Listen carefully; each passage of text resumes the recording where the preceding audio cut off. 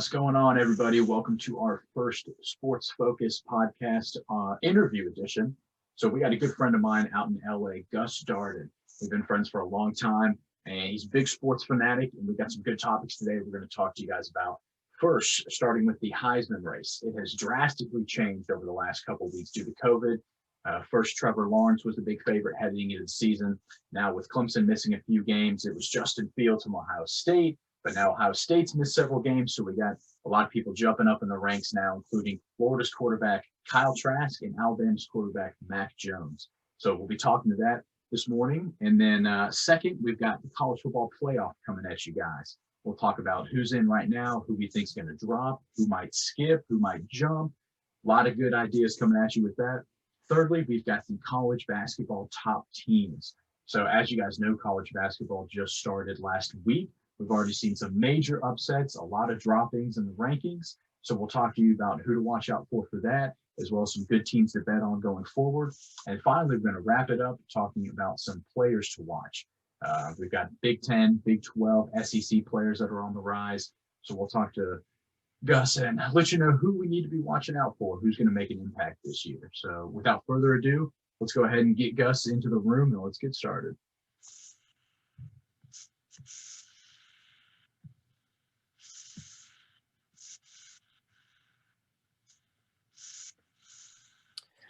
What's up, Andrew? My man, Gus. How you doing, buddy? I'm doing good, brother. Thanks for having me on. Yeah, absolutely. So we just did a little preview what we're going to be talking about today, gave the people a rundown of those four topics we're going to debate. So we'll start off. Sounds good. Dive right in if you're cool with that.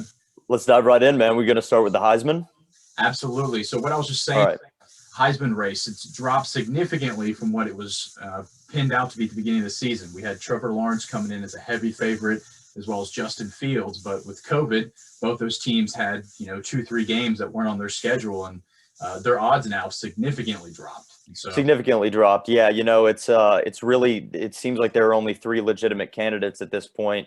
And Mac Jones from Bama, who, a lot of people argue is just a system quarterback. And I think that that's an understandable argument, especially when you have weapons like Devontae Smith. Devontae Smith's got 12 TDs, like 1,072 yards total, and he's in the Heisman conversation as well. Then you got Kyle Trask from Florida, who also the argument can be made that he's a system quarterback. When you got coaches like Nick Saban and Dan Mullen, it's kind of like, oh, we could just throw anybody in there and they'd be pretty good, right? Right. And then Zach Wilson at BYU, and that's my guy. He's, but he's my favorite. But out of all of them, it seems like Kyle Trask has the odds right now. I think he's got like a -110 chance right now, I think, according to William Hill. Yeah, he's the first one that's actually dropped in terms of being the favorite. I've got it pulled up right now. According to Las Vegas, Trask is at -110. We've got Mac Jones at +150, and then poor Trevor Lawrence and Justin Fields are sitting at +900 and +4. Yeah, they're dropping. Yeah. And then Zach Wilson's at +2,000, I think. Yeah, which kid, I hate, but he deserves it the most. But there's no way he's getting it. But he's probably the most improved and the guy that I actually like to watch each week. He's electric, man. Absolutely. They've been calling him the Mormon Manziel. The Mormon Manziel. Yeah. Yeah, it's I wish I could say that he would get that, but I know you also like Ian Book. I do like Ian Book. Yeah, I do like Ian Book. His stats definitely aren't Heisman material, but he's a guy that really just doesn't get much attention. Everybody kind of hates Notre Dame, and I know that you're in that category as well, and exactly. I kind of am too. Like it's going to take a lot for me to give Notre Dame any kind of credit. But this year, Brian Kelly's got a better team than he usually has. I think, that win over Clemson, even though they didn't have Trevor Lawrence, is a big win for them. They're obviously going to get another shot at Clemson in the ACC championship. But yeah, I do like Ian Book. His ability to improvise is really, really impressive. And that's what I really like to see in my Heisman candidates. Mac Jones has a beautiful long ball, like one of the best ones in the NCAA, and there's no questioning that. Kyle Trask does too. And Trask can run a little bit, but like when you get guys like Ian Book and Zach Wilson out in the open field, Zach Wilson can throw 50 yards on the run. And it's just, Like that's what I like to see in my Heisman winner is a guy who's dynamic, who maybe doesn't have the weapons that a Bama or a Florida has. You know, they've got Mac Jones and Kyle Trask have wonderful supporting casts, and you know BYU's got Gunnar Romney. Still important, but you know we'd like to Right. have Don't some get me better wrong. players. Don't get me wrong. Yeah, but you know it's yeah. So I'm definitely a big Ian Book fan. He's fun to watch. That whole team's fun to watch. Yeah, I like that Notre Dame's actually been able to play some competition this year. That it makes me look at them slightly different, adding them into the ACC versus, you know, having their bullshit non-conference schedule, independent schedule. They only play USC and then nobody else. Exactly. And I hate that for, you know, Notre Dame fans. They're always going 10, 11, 12, and 0, but you don't have a resume to back it up.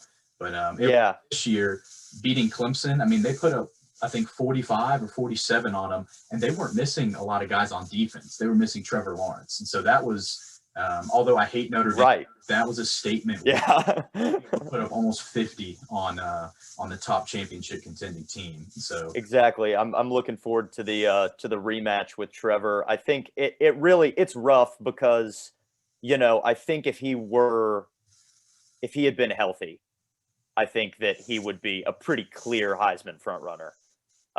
So, you know, COVID is and Justin Fields too. I mean, who knows if Ohio State's even going to be able to play enough games to qualify for the Big Ten championship. You know, the minimum is 6, and it's possible that they won't even qualify. Yeah, it's wild to think that next week Michigan could ruin Ohio State's season simply by saying, you know, we've got too many COVID cases. Oh, we got too many. Exactly. We don't want to play you guys, and then Ohio State's screwed. And you know what? It's starting to look like that might happen. Yeah, which would completely throw the entire college football playoffs out the window. I hope that doesn't happen because I think Ohio State is a playoff contending team. I think so too. I think they can run with Bama, definitely Clemson and Notre Dame. It's just sad to see that possibly their season will come to the end because of Michigan next week in this COVID case. Who do you like in this Heisman race, Andrew? From the beginning, I've got to say, I was on the Trevor Lawrence campaign. I put down $100 on him because he was at like plus 500. I thought it was a sure lock. But I think Kyle Trask is running away with it. If you look at his remaining games, he's got 10 I think so too. He's going to put up 600 yards, 5-6 touchdowns on Tennessee, and then he ends his season. Tennessee is a dumpster fire, huh? Yeah, now they just announced that Garantano is not even playing today. It's going to be backup Harrison Bailey. Right. So okay, I like that you bring that up. So I think that could actually be a shot in the arm for Tennessee. I'm saying this as a hopeful Volunteers fan. We'll go ahead and cross the fingers there. But it's like, you know, there have been a couple freshman quarterbacks who've come in for teams and actually, you know, really showed something. Missouri's freshman quarterback came in early against Tennessee and really did some special things for them. Made that a pretty close game. That was one of our wins earlier in the year. But then we have JT Daniels for Georgia, who's been playing great and has really kind of galvanized that squad and given them some new life. And then you have the quarterback from Mississippi State who came in and ended up giving Georgia a game. So you never know with these guys. A lot of these freshmen are really hungry to play. And so, you know, when you get something new, there's something fresh, it can kind of bring a whole new energy to both sides of the ball. So, you know, I know Florida's expected to, I think, what is it? Florida minus 21, something like that. Minus 17 and a half, maybe. Opened it, I think, 16, and then it jumped to 17 and a half. And then 16? With Harrison 17 and a half. Starting, it's jumped up to like 18 and a half as of this morning. So. Oh, wow. It's gone up. Okay. Yeah. Well, so we'll just have to see how he plays, but we'll see. Tennessee definitely has not met expectations. No, I get that for sure. And I think at least I don't know what Pruitt's issue has been with Garantano. I would have started Bailey, honestly, probably 2 or 3 games ago. I think I would have done that a long time ago. I mean, Garantano's fifth-year senior or maybe just a senior, and you'd think somebody of his caliber would be able to make the plays that he should be. And watching him, he looks like a freshman sophomore. He won't run the ball. He does. He looks. He's scared sometimes. Yeah, it's like you see him on the sideline. He looks just kind of like lost out there.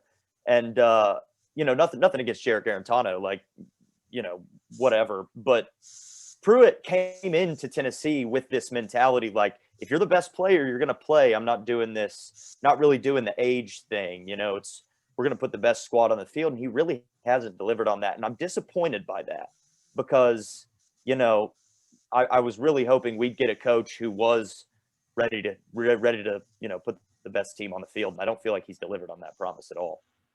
Yeah, I agree. I don't know whether that's COVID to blame this year because we didn't get some of those easier. It's a weird year to practice or what it was, but I would have told Garantano to hang up his helmet. Bailey needs to start getting some reps in. And although UT is going to get killed today, I think it's good to get Bailey in there just to start getting some reps for the future. Next year, he's going to be the guy going forward. And I hate that Garantano wasn't that guy, but I think this should have been something that Pruitt saw a long time ago before. I agree. I know last year, it's just so weird to me because last year, I think COVID definitely had a lot to do. It must have. Because last year, JT Shrout was getting so many reps and Brian Maurer was playing quite a bit. And you haven't seen any of them this year. You saw like a flash of Brian Maurer against someone. I don't even remember who it was. Yeah, a handful of snaps between them. Yeah. Right. Anyway, none of them are Heisman caliber players. So let's talk a little bit about Mac. Thank God they're not the conversation. They're better at football than I am, but Yeah, the real athletes in the SEC here. Right. But yeah, I think Kyle Trask, I think he's going to run away with it. Kyle Pitts has been phenomenal for them. Their tight end. He's missed 2 games. He's in the conversation as well. Yeah. And he's already, I think, like the leading tight end, maybe second tight end in touchdown receptions after missing 2 games too. So no doubt he's going to be a top 10 draft pick. I agree. The train roll LSU next week too. I think that just adds to Kyle Trask's Heisman resume. He's going to have 3-4 touchdowns in each game. Easily, and LSU's problems have all been on defense. Their offense has been okay, but as far as their defense has been awful. So yeah, Kyle Trask will definitely carve them up. I think you got to give it to him. I know Matt Jones is good as well. He's got 23 TDs, 3 picks, 2,700 yards. They finish out at LSU. Again, it's going to be a train wreck today for them, but I don't see anybody else getting it besides Kyle Trask. I agree. Got the stats for it. So he does. He has the stats. And it's not like Kyle Pitts is the only guy he's thrown to. He's got Kadarius Toney, who's been unreal. Dude is a human joystick. Just all over it. The way he cuts is really sick. Tavon Austin-esque. And then you got Jacob Copeland, who he's thrown a lot of touchdowns to as well. And then Kyle Pitts. He's got the cast. He's got the stats. I think you definitely have to give it to Kyle Trask. I would love something insane to happen and Zach Wilson to get it because I think BYU is a very good team. The only legitimate competition that they played is Boise State, but they hung like over 50 on them. They haven't scored under 40 points in a single game. So, I'm really looking forward to this Coastal BYU game today for sure. Yeah, I think BYU puts a spanking on them. I do too. I don't see Coastal Carolina hanging in there. I know they're 9-0, maybe. They are 9-0, and Grayson McCall's a really good freshman quarterback. He's had a good season, but it is still one of those mid-major teams. And they're undefeated. And it's like, well, who've they played? And well, they played teams that are about as good as them, and here we are. Yeah, and I think it sucks for BYU because the toughest competition they've had was Boise State, who's not ranked, and it's not like that was a close game. BYU, the spread was -3, and they end up winning like 42-7. They killed them. And so it's hard to judge. Okay, how good is BYU when their toughest competition is Boise? But we'll see. I think they're going to get obviously a New Year's Six bowl, so they're going to be up against some real competition. It's just a shame that they're not going to get the recognition that they deserve for being. It is a shame, and it's a shame when any. So I guess this is a good time to kind of transition into talking a little bit about the playoff, because Heisman, I think we both agree Kyle Trask is pretty much on pace. No doubt, yeah, that's the safe bet for sure. So as far as the playoff is concerned, you've got Bama, you got Notre Dame, you got Ohio State, you got Clemson. And then you got A&M, you got Florida, and then you have Cincinnati. And Cincinnati is a good team, well coached. Desmond Ritter's a really good quarterback. Now, it sucks for teams like that because you know what I could see? I could see BYU playing Cincinnati in a New Year's Six bowl. I can see that too. And then people are like, well, teams. Yeah. Maybe BYU goes undefeated. Maybe they play the entire year. And the only legit competition they play is Cincinnati. And then everybody's like, well, it's just Cincinnati. It's like, all right, well. Exactly. So where do we draw the line here? So I think that there's a big problem with this 4-team playoff anyway. I just think that and I think pretty much everybody agrees on that. But I think everybody has maybe different solutions to the problem. What are your thoughts on that? Yes, I was a big fan when they introduced the playoffs back when we were in college, like 2013, 14. 2014, I think, was the first year. It's a good number to start, get the top 4 teams in. But as the years go on, that 5, 6, 7 spot, it looks more and more flawed, doesn't it? Yeah, even if they have one loss, and then you have occasionally these sleeper teams like Cincinnati and BYU that. Well, you got think of the number to get in there. Exactly. You think, and you go back to UCF a couple years ago, right? They go completely undefeated, the self-proclaimed national championship bullshit. Yeah. All right, guys, congrats. It's like a participation trophy or whatever. But why doesn't a team like that deserve to have a shot at a national title? They do go undefeated. They beat Auburn. Mackenzie Milton. It was Auburn, yeah. They beat Auburn in the Sugar Bowl. You got Mackenzie Milton. He's a high caliber quarterback. You got Shaquem Griffin. They had a good team. So it's like I'd rather watch a team like that play Bama than to watch, episode 17 of Bama versus Clemson. It's just starting to feel like Star Wars. Right. Yeah. The whole narrative of Bama versus Clemson or whatever. It's getting old. On, man. I agree. I think, expanding that. And there's good talent out there. Yeah, there is. And it's just, I think it's fair to narrow that down to 4 teams. Right. 6 teams, and then maybe give the 1 and 2 a bye, maybe do like an NFL style. But I think we've reached the day where we've come to the time with this playoffs where 4 is just not, you can't measure the best team based off 1 through 4. You've got to. You can't. It's not possible. And so I actually have a much more elaborate kind of fix if you're interested in hearing. Let's hear it. Yeah, what we got? So the FCS, which is like South Dakota State, North Dakota State, Western Carolina, schools like that. FCS, that's 1AA, right? So what I'm thinking is instead of having a 1A and a 1AA, you switch it to a 1AAA. So North Dakota State, South Dakota State, Montana State, all those schools, they are now 1AAA, and they continue on doing exactly what they're doing. They have a 16-team playoff. I love that. Yeah. I think that's great. The way they're doing it works, and that's fun to watch, by the way. I don't know if you've ever watched the FCS playoffs. James Madison, there's some good talent in there. Definitely. Yeah, College Game Day's gone to James Madison before. That's how I first started hearing about him. Yeah, it's good stuff. So that goes from 1AA to 1AAA. The mid-major schools, that includes Central Michigan, the MAC, Central Michigan, Kent State, Buffalo, schools like this that are in the FBS, which is insane because to really even consider them on a level playing field with Bama and Clemson, they're never going to get a shot at a national championship. It's not fair. But why are these kids playing? Because they want championships. So if they're good enough to go undefeated, they should have a shot. So what happens is the group of 5 is now 1AA. Right? And that's 5 more conferences. Then the FBS is Power 5. Yeah.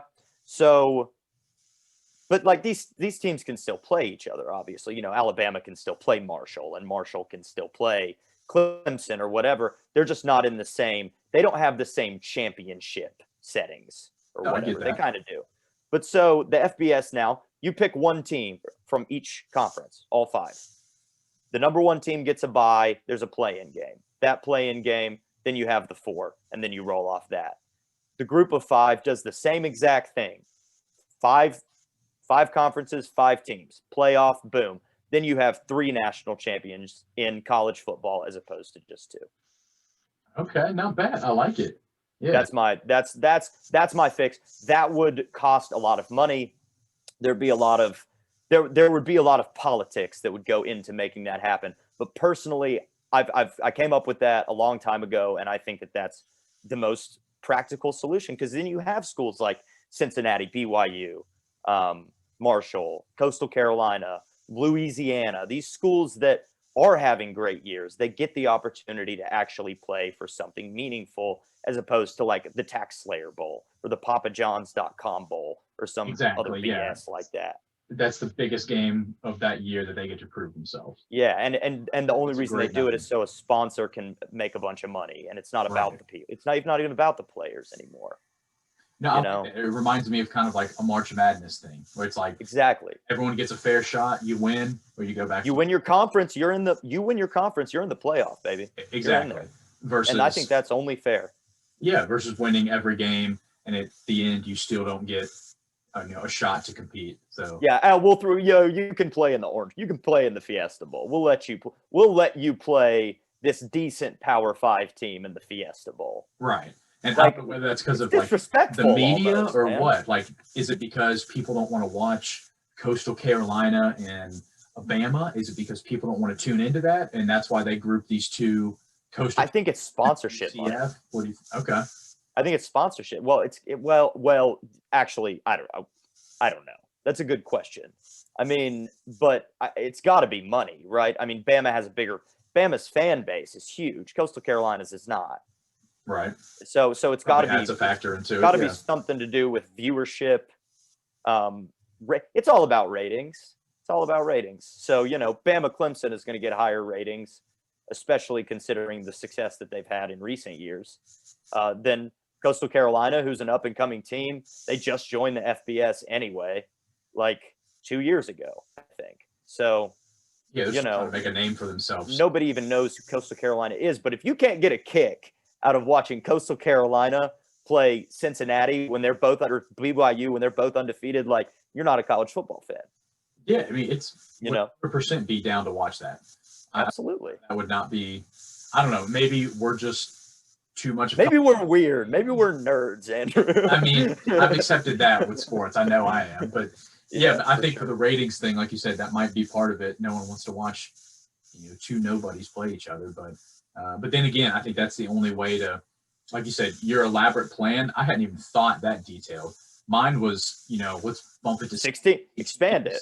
And, maybe knock off the last game of the season. Because you do this playoff, if you expand the teams, you're going to play more games. So maybe, in the season on December 5th or, Thanksgiving weekend, and then playoffs start right after that for, top 6 or 8.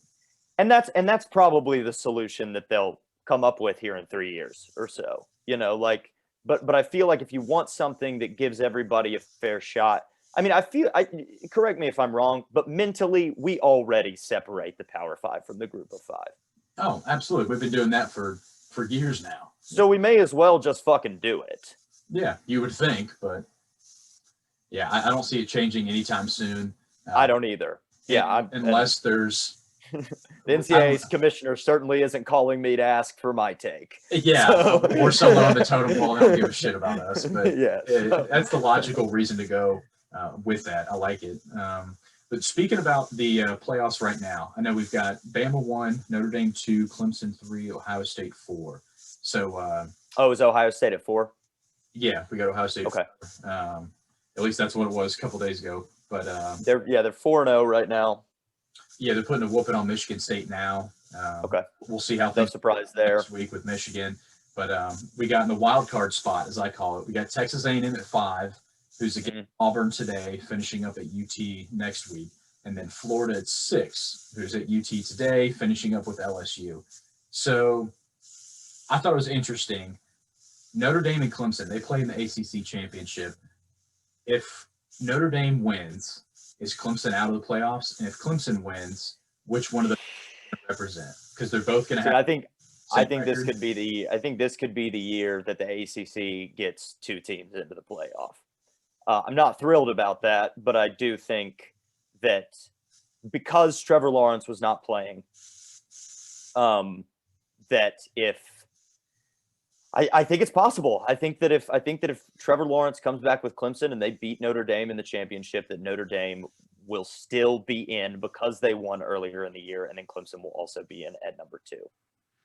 However, Texas A&M has a huge win over Florida. They've been playing really well. Their defense is a little shaky, but offensively they've been really good. Kellen Mond has played very well for them. Jimbo Fisher has turned that program around. I mean, just in a matter of a couple years.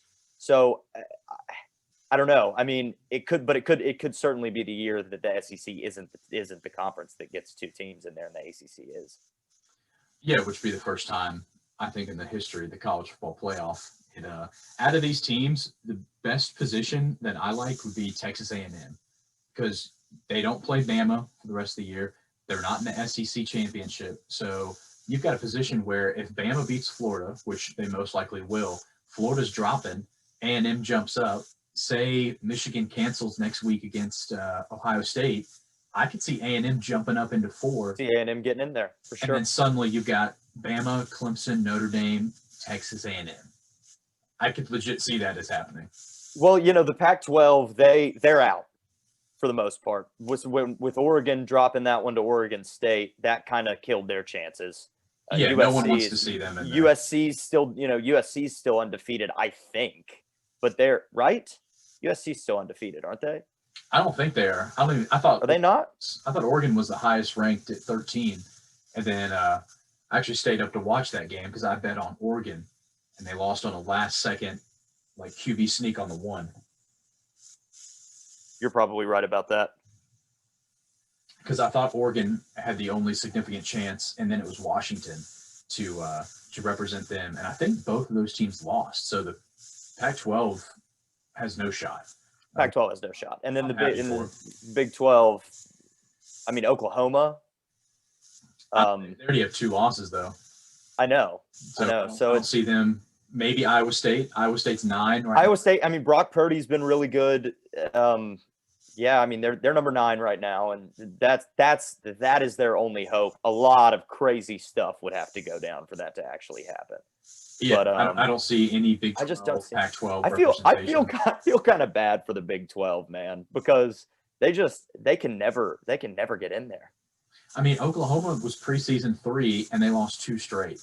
Yeah. They were 25-point favorites against Kansas State. They lost second year in a row, and then I can't forget who their second loss was. But I mean, Oklahoma's obviously been good the last couple of years and has made it in. Yeah, no doubt. But that was the only legitimate Big 12 team I had a feeling would get in, because Texas is trash. What's their quarterback? Sam something? Shane Buechele? No, he plays for SMU now. Sam Ellinger, excuse me. Yeah, Ellinger. Ellinger. Really? I don't like him, man. He's like a right-handed Tim Tebow. Yeah, I'm sure he's a good quarterback. He's a nice guy. I don't know. There's something, just the judging part of me. I'm just not a fan of him, but they're not going to splash, even if they do win the Big 12. Like you said, a lot of crazy shit's going to happen for them to jump, 4, 5, 6 spots to get one of those. Yeah. Everybody's going to have to lose, basically. Yeah. Everybody's going to have to lose, and Ohio State's going to have its season canceled. Right. So out of the 4, we'll fast forward, say 2 weeks from now. What do you think is going to end up happening? What are your most likely projections and predictions? My prediction is Ohio State plays. They end up playing in the Big Ten championship. They beat Northwestern, I think, is who they'll probably end up playing in the Big Ten championship. And they'll be in it. And I think that'll happen. I think Clemson will end up playing Notre Dame. I think Clemson will beat them. I think Notre Dame will drop to 4. I think Clemson will jump to 2. I think Bama's going to win out. I think it's going to be those 4. It's hard for me to see it going any other way. Yeah, no, I agree. And I really don't think Florida's going to upset Bama. And even if Bama does lose in the SEC championship, they've been won all year. So they're still going to be in it. And then you got Florida in there, obviously. Then you got to put Florida in there. So how does that work? Yeah, so it's fixing to be a very interesting situation. Notre Dame isn't typically in the ACC. They're only playing in the ACC championship this year because of COVID.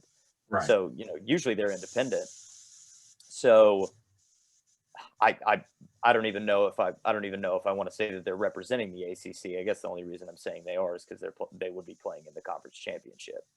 But yeah, I feel like if Florida beats Bama, that'll really shake things up. But then it might just be Florida, Bama, Ohio State, Clemson, because I still expect Clemson to beat Notre Dame with Trevor Lawrence.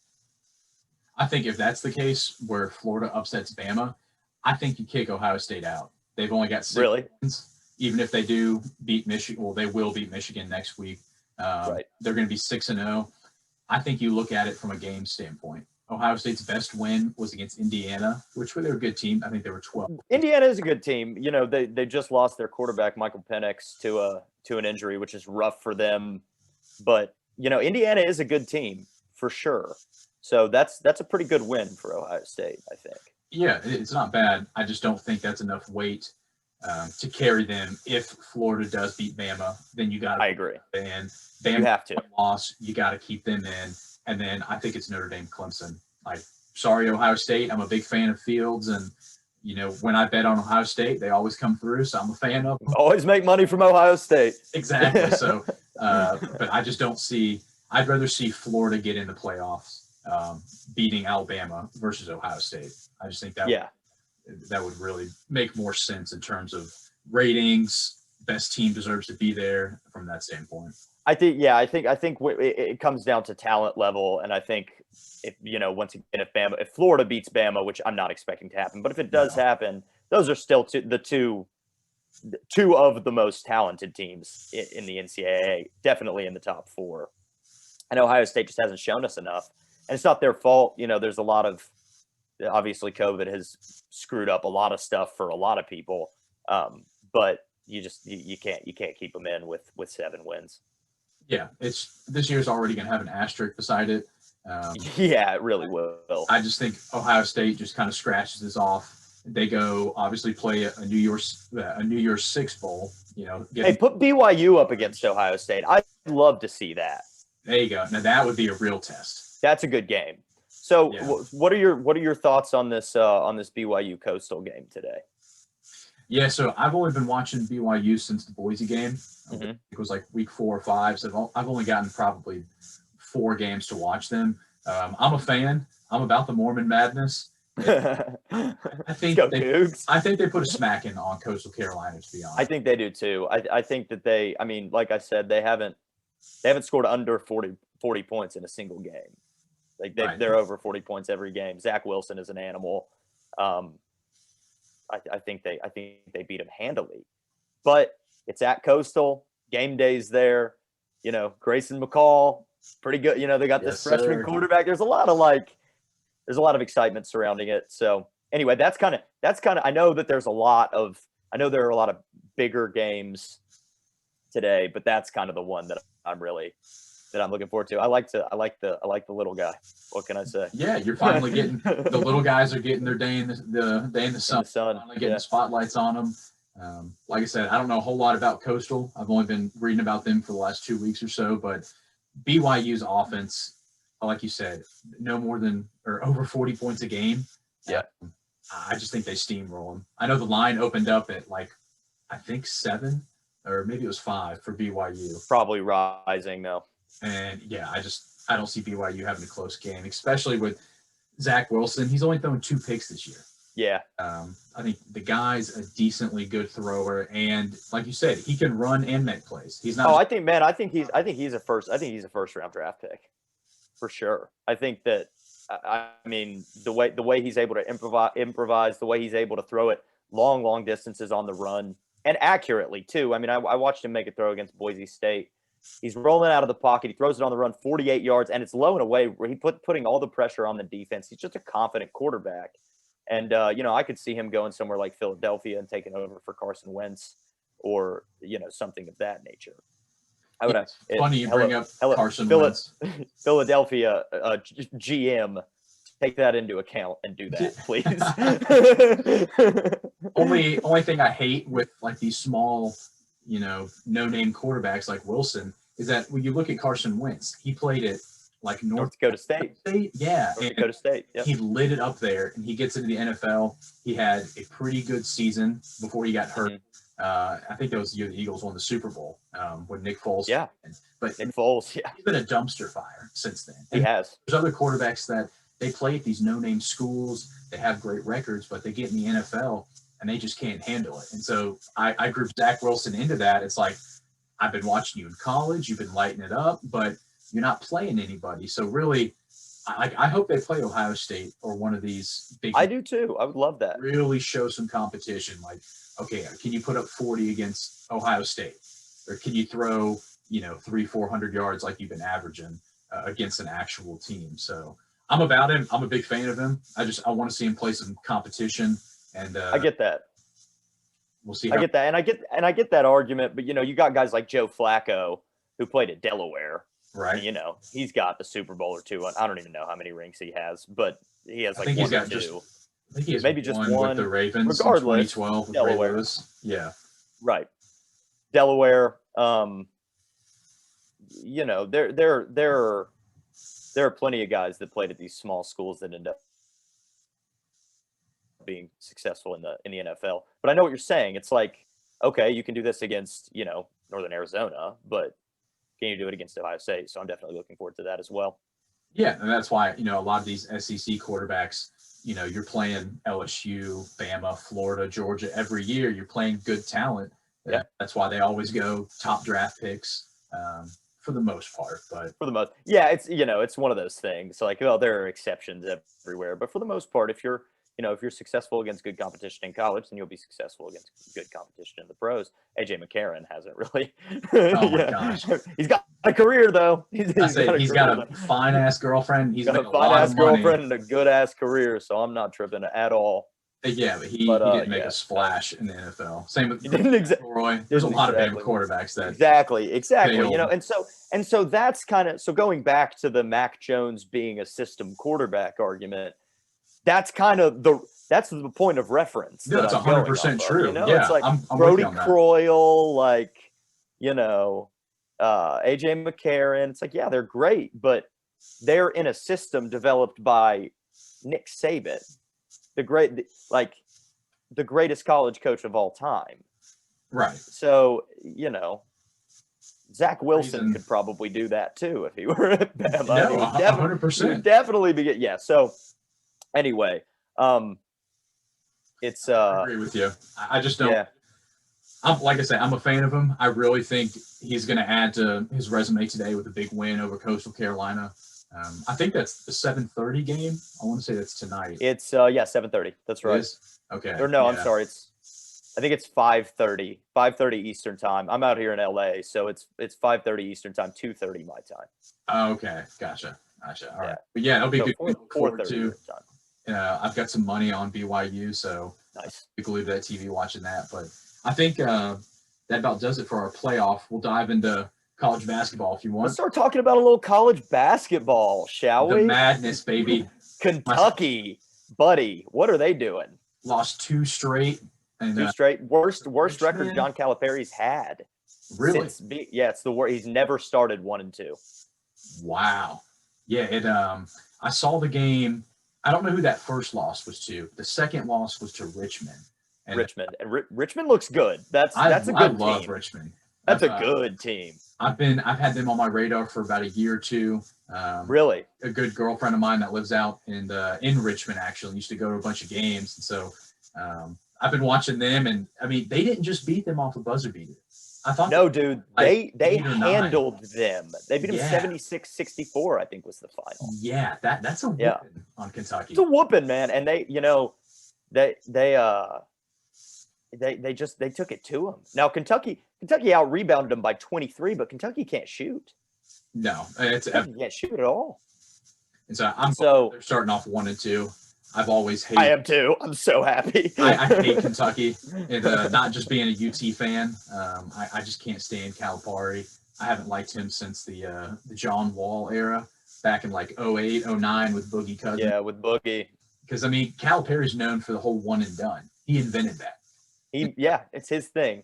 You bring in 5 stellar freshmen, and they win a championship, and then 4 out of the 5 leave the next year. And so I'm a fan of that kind of style. What really bothers me about teams like that is they're gonna mesh. Like at the beginning, you've got all these 5 stars. You got BJ Boston. You got these really good players that in high school their offense ISO get to the cup, and they don't have any trouble doing that.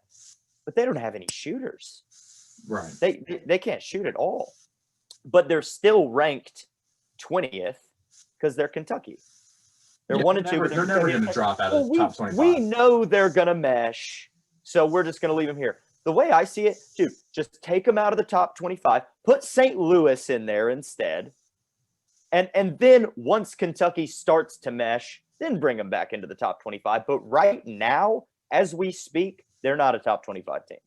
Absolutely not. And I mean, like you said, it's the same thing every year with a lot of these teams. You know, they get a rough 5-6 games at the beginning, but then March comes around, they're going to be ranked 3 or 4, and we're going to see them in the Elite Eight. And so, you know, it's evident it's going to happen. But yeah, it's inevitable, you know, and you know, Duke drops one to Michigan State. Michigan State's a good team. That's Tom Izzo's, I think, only 3rd victory against Coach K. Yep. It's like he's 3-12 against him. He's like, I'll take it anyway. You know, and Izzo's really hungry for a national championship this year. He's got 1, but you definitely want to get 2 to kind of legitimize what you're doing, especially when you're a guy like Tom Izzo who has such a story of success behind him. Yeah, Michigan State's always been a top 10 program ever since I've been following sports. Mm-hmm. It's just they don't get a lot of recognition. I think their best player. I'm trying to think. Did Draymond play at Michigan State? Draymond did play at Michigan State, yeah, and they're still kind of trying to figure out how to handle losing Cassius Winston, who was, you know, a big part of their offense. He was their offense for the most part, and but you know they've kind of taken it in stride, and they're playing pretty well. This Gonzaga Baylor game is going on right now, and it got canceled. Oh, it did? Yeah, I'm almost. Did I miss that? I'm almost positive that game got canceled. I totally missed that. That sucks. Sucks. Let me double check, but I'm almost positive that they postponed that game. No, it's going on. Oh, it. Yeah, it was called off. That sucks, man. Yeah, that sucks. I was excited about that one because Gonzaga looks great. Jalen Suggs has been awesome. Baylor shot 45.5% from the field against Illinois. Took it to them. Like, dang, that was going to be a good one. COVID strikes again. I know, the first 1-2 matchup this year. That's how on it I am. I didn't even know the game got There you go. I mean, I saw that like 30 minutes ago, right before we got on. I need to get Twitter again. I don't have a Twitter. Just sign right up. Now. I get ESPN alerts, and I just go through and pick like certain teams and top stories. Okay.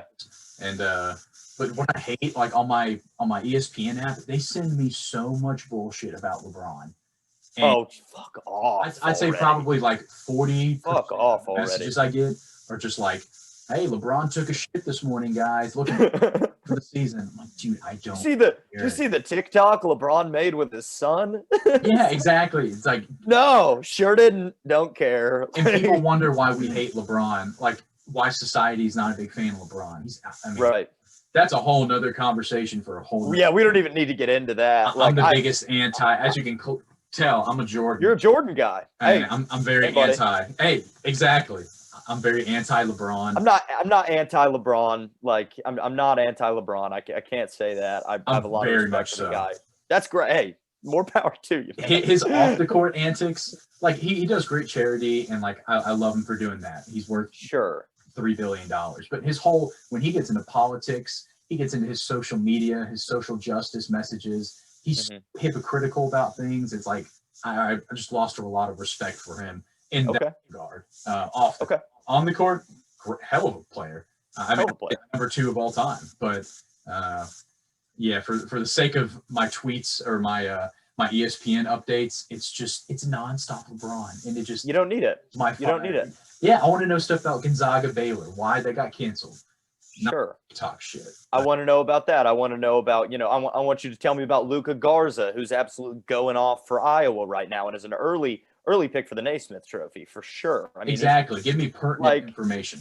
Yeah, and a lot. So the reason why when I get on a podcast like this, or if I'm ever recording something on my own, the reason I like to talk about, Creighton, St. Louis, Richmond, Virginia Tech, like these basketball programs that just nobody talks about them because they're not Kentucky. They're not Kansas. They're not – it's just the same – It's the same argument with college football. Same narrative. Yeah, college football, college basketball, whatever, potato. Yeah.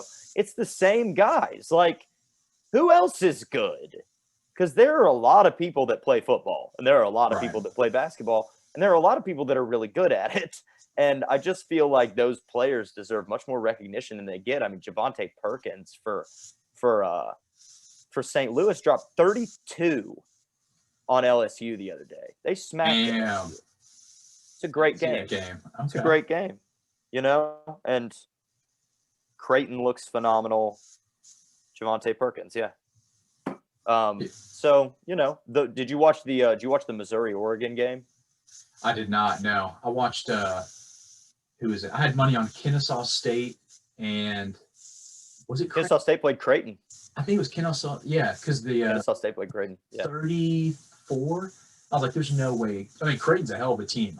They covered watching them since high school. I was like, "You're not beating a team by 34, 35 points." And so I bet $100 on that, and that was an easy dub. But did they not cover that? No, they didn't. Oh, okay. I thought they did. They won. They won by like 27, 28. They won. Yeah, they won huge. But Creighton's a good team. They're number 9 right now in the country, and they've got some studs. I think is it Doug McDermott? Did he play for Dougie McBuckets, baby? Yeah, that's how I first heard of Creighton back when I was in high school, because Creighton jumped up to like 7 or 8. And we're like, okay, this is a shit is Creighton. This isn't Carolina. Yeah, I was like, what's a Creighton? Where is this? The Blue Jays, baby. Yeah, exactly. They didn't make a big run in the tournament, but they were one of these teams that ended the year at like 28-4. Yeah, well, I'm telling you, they got a chance to make a run in the tournament this year, for sure. They're stacked, and they're hitting threes from half court. They're just pulling up.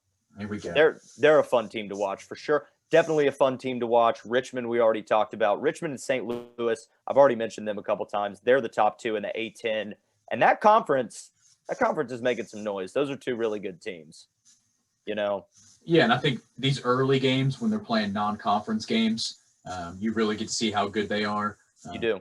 Obviously not, Kennesaw State, but once we start getting to conference play, you don't really get to see them branch out as much. But, I mean, I could see Creighton end up at like a 3 or 4 seed when the tournament comes. Definitely up there. Yeah, and then you got Virginia Tech. Virginia Tech was an unexpected team because they beat Villanova. Yeah, took Villanova into OT and then beat them, and that's an impressive win and one that nobody was expecting. Missouri taking down Oregon. Oregon looked a mess. I mean, Missouri looked really good. Yeah, I don't know if that was just a lucky game or what. Xavier Pinson is one of my players to watch, the point guard for Missouri. I mean, he's a playmaker, man, and he looked in mid-season form. He's really ready to go.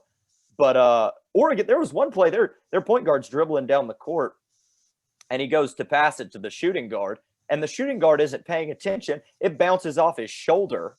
Missouri takes it, just lays it in for an easy bucket. Like, they looked really all over the place. Yeah, and the SEC has started off pretty well. Florida looks really good. Trey Mann is playing well for them. They beat a really good Army team. Army was 3-0 going into that game. They're very disciplined, really good team. So that was a good win for Florida. And then Florida just kind of mopped the floor with Boston College too. Yeah. I'm looking forward to seeing what Tennessee is able to do. Yeah, because Tennessee hasn't even had a game yet because what's his name? Their head coach got COVID last week. Rick Barnes sure did. Yeah, and so they were supposed to play Notre Dame, I think, a couple nights ago. So I don't know when UT's ever going to make. I don't know when it's going to get started. But I think they're 13. I want to say they're preseason. They're 13, and they're sitting there until they start. I mean, they're kind of the Ohio State of the college basketball world right now, right? So to speak. Just because, I mean, everybody expects them to be good, but it's like, they haven't really been able to do anything yet. Yeah. So I've got the college basketball rankings up here, and I think if you would have told me 6 months ago this is the top 5 teams. So Gonzaga 1, Baylor 2, Iowa 3, Wisconsin 4, Illinois 5. I would guess that was basketball related. Like where's Duke? Where's Michigan State? Where's North Carolina?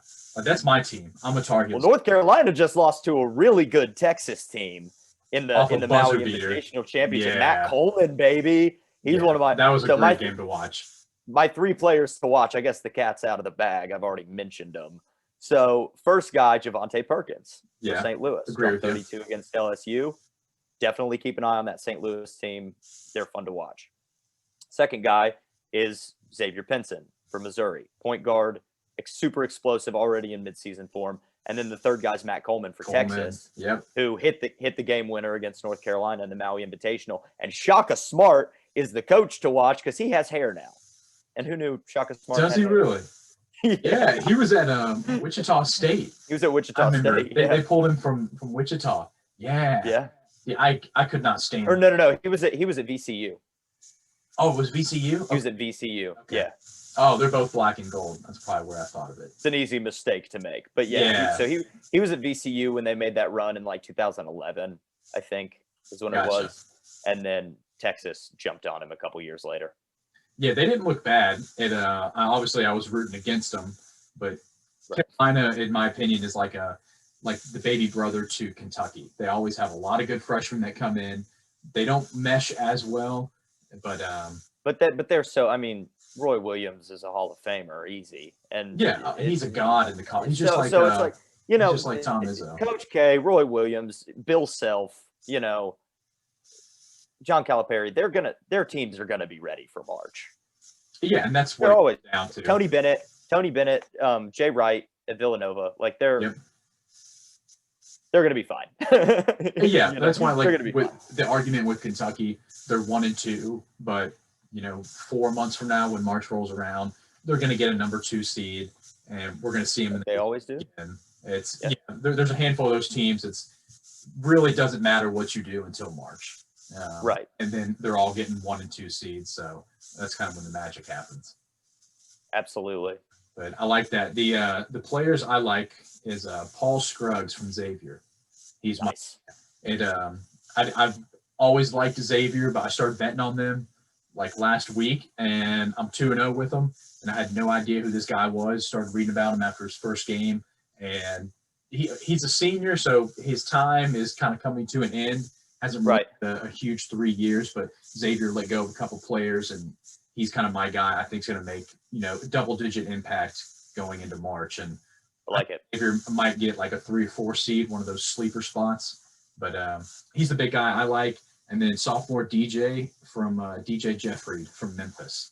He didn't get a whole lot of playing time because he was behind James Wiseman last year. But Memphis, not bad so far. He's averaging double digits already. So I think a guy to make a splash. But I'm not a big fan. I'm glad you mentioned Memphis. Actually, they dropped one to Western Kentucky. They did. And WKU is 2-2 right now, but that's also a team to keep an eye on. Rick Stansbury's got a really good squad there, and definitely they got smacked by Louisville. But that's a team. Yeah, that was pretty bad. but anyway, that's a team that definitely not one to scoff at. They beat Memphis at home. Yeah, so I agree. Those 3 guys are definitely good ones to stand out for, and I think over the next 2-3 months, pending COVID, if we're allowed to see them actually get some playing time, I think those guys could definitely make a run come March for their teams. Yeah, I think there's definitely a possibility. One more guy to watch is Evan Mobley for USC. He's a freshman 7-footer. Mark Fox, who's the current head coach at Cal, former coach at Georgia, said that he worked with him at a camp and that he was just moving really, really well. He's a big guy. And he's able to shoot and very mobile 7-footer. So he's at USC, definitely a guy to keep an eye on. Yeah, I know exactly what that is. I streamed their game last week. They were playing UC Santa Barbara, and I picked UC Santa Barbara to cover. And so I had to go to some sketchy ass site to stream the game, and that's how I first saw him. It's like this monster of a guy. He's a freak. And they ended up taking Santa Barbara into overtime, and they came out with the victory. But I mean, this guy just puts his hand up and he's just getting rebound. I mean, the guy's a monster. He's good. Somebody's going to make an impact in the Pac-12. He's going to be high on the draft boards for sure. Absolutely, yeah. But well, cool, man. Well, yeah, we got our 4 topics. Anything else you want to dive into? Dude, that's pretty much it. Sounds like you got a couple questions for me. So let's yeah, man. So I threw it up to let's roll to it on Instagram if they wanted to ask us a couple questions, and Okay. We got some good ones here. So I narrowed it down to, we got 6 questions here. So we'll start off. Who would your starting 5 be in a basketball game if they were only cartoon characters? So we'll say Okay. plus 4 others. So like a Space Jam type shit. Got it. Great. Okay. So Andrew gave me this question last night because he was like, you might need a little bit of time. But I just want to say I came up with it pretty much immediately. So I'm playing point guard. Obviously. Shooting guard, small forward, we got Cosmo and Wanda. Right. Ooh, I like it. Okay. I mean, the Fairly Odd, but they're magic, man. At power forward, I got Aang, the Last Airbender. And then I got Danny Phantom playing center. Ooh, good call with Danny Phantom. I'm worried about height, though. I'm worried about the height, but you know what? I got a feeling that he's got some sort of skills that'll. He's elusive enough. He might be able to get past it. We're going with a Warriors style lineup here. I was about to say, it's playing small. Playing small. I don't know. I mean, there are some tall cartoon characters, but not on my squad. Yeah, I like that. We'll go. Our next one we got is not sports related. Pretty classic. Best Christmas movie to watch. Okay, so my roommate and I were having the debate the other day. He was like, it's between Grinch and Home Alone. Okay. All right. And so, I think the cartoon Grinch is probably the most classic for me. It's got to be the one. Talking like the 1950s, 60s. Yeah, like back in the day. His heart grows 3 sizes, and it's the whole thing. That's the one for me. Okay, not too shabby. I have to respectfully disagree, but That's okay. Mine's Christmas Vacation. I love it. It's not the typical classic cartoon, but I don't know why. I'm not even a huge Chevy Chase fan. Christmas Vacation's one of those where I can just sit back and I'm just like, all right, I can just chill. Have some eggnog with some Jim Beam and just chill out a little bit. Yeah, it puts you in a good mood. Yeah. Yeah, for sure. That's not fair. bad. That's fair. I like it. All right, next one, completely opposite. Who would win in a fight? Okay. So we've got 10-year-olds. Okay. Yeah. 10-year-olds or 100 100-year-olds. So 10-year-old kids and 100 100-year-old adults. I don't know. That's tough, man. I know. I'm gonna guess 10-year-olds because they're right on the cusp of teenagerdom, which is like you're the most evil you ever are. That preteen era. Yeah. So like 10-year-olds are not super mean yet, but they're getting there. And 100-year-olds, like, I mean, they're on borrowed time at that point. So like, I'm going 10-year-olds for sure. No, that was if it's a speed concern, the 10-year-olds definitely getting the win on that. No, I agree. I was trying to go back and forth because I work in healthcare and I've seen a lot of 95, 96-year-olds that they're just laying in a bed. They're kind of close in a fight. But I've also seen some great that are like 98 walking around. I mean, you get one with like a nice cane, she could do some damage to a couple. She could probably do some damage. Are you taking the 100-year-olds? My money's on the 100-year-olds, man. I know. All right. 40 of them would be kind of useless, but give me 4 or 5 grannies that are ready to swing. Well, I'm gonna stick with mine, but you know what? You might be right. No, I like that. You got the energetic 10-year-olds. I think, they could just move quickly. Yeah. I definitely see that argument. Okay. Not bad. All right, going next, we've got, would you rather go 3 years without drinking or live in Antarctica for 6 months? I would like to go 3 years without drinking. I just don't know if I can. Yeah, I was like, after knowing you at UT, I don't know if. So let's change the question a little bit. Which one do I think that I could do? Yeah, I think that's more. We'll go 6 months in Antarctica. Yeah, that was my guess too. I think you get one of those like South Pole bases. Like, it's gonna be cold as shit. I can figure it out though. Like, I can handle cold. You give me a bunch of layers, some fire or something. I don't know, a gas stove. That's what I'm saying. Just like straight minimalistic. Yeah. Okay. We'll say you got Wi-Fi.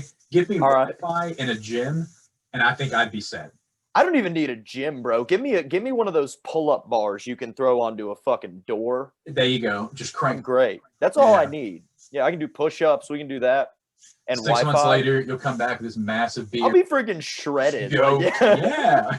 Honestly, I might move to Antarctica for 6 months. This is good. It's the newest self-help craze. I'd agree with you, though. That seems like it's much more doable. Which one's more practical? Like 6 months in Antarctica, for sure. Yeah. I mean, with COVID, we can't go out to the bars and drink here in Nashville. So I'd say since March, my drinking's obviously gone down tremendously, but COVID's not lasting. That's good. And, I just don't think that's feasible for anybody between 18 and 40. Even just I'm not saying I could do it. I don't have anyone out there, Mom, if you're listening, I don't have a problem. It's okay. Right. But yeah, so I could probably do it, but I would probably prefer Antarctica. No, I agree with you, man. I agree. So our next one, not sports related. We're going to end on sports. So okay. Fifth one here. You go to your girlfriend's house for the first time, and her dad hands you the aux cord. What song are you going to play? September, Earth, Wind, and Fire. Damn, you had that one right off the bat. September, Earth, Wind, and Fire. Just boom. Not bad. That's what I'm about. Okay. I love that song. Okay. Yeah. Definitely does it, man. Get everybody in a good, happy mood. It's a dad song. Yeah, okay. Either that or You Make My Dreams by Hall & Oates. Yeah, Hall & Oates is a classic. It's up there too. But starting with Earth, Wind, and Fire, we'll make our way into some other stuff. But yeah. Okay, I like the It's a good question. I like that one. Yeah, I'll have to like that one. I can see who sent me that. But like I said, most people I had no idea who they were, and they were sending me some pretty good questions. And so I like that one, but our last I'm sure you were getting some shit. Oh yeah, a little bit. We got, would you get pegged by a Randy Johnson fastball, get hit by Ray Lewis running a slant route, or get punched in the face by Mike Tyson? Randy Johnson fastball. Ooh, right. Randy Johnson fastball for sure. Okay, why that one? Right in the ribs. That's fine. Because because I played baseball for 15 years and I've gotten hit with plenty of baseballs and it sucks. But it's getting hit by Ray Lewis that could break my neck. I could die.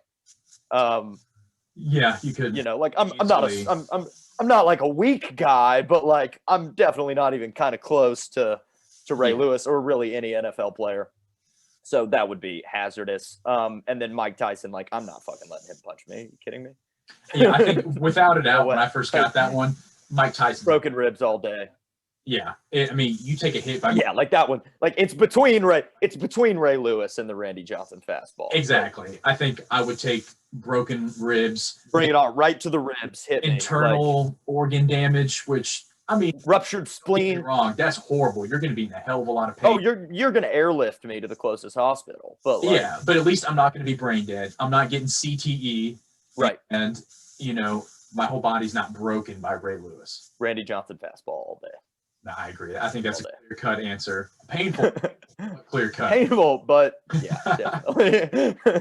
Awesome. All right, my man. Well, that wraps it up for that. I really appreciate you coming on and talking for a little bit, and I think you got some good tips and advice for college basketball, and we seem to be on the same wavelength for the playoffs and the remaining schedule for these games. Yes, sir. Appreciate you having me on, Andrew. It's a blast. Absolutely, man. I'll be sure to send you some free merch. We got sweatshirts and tank tops. We'll hook you up with a little bit. Until next time, my friend. All right, buddy. Take it easy. Bye now. You too, man. We'll see you.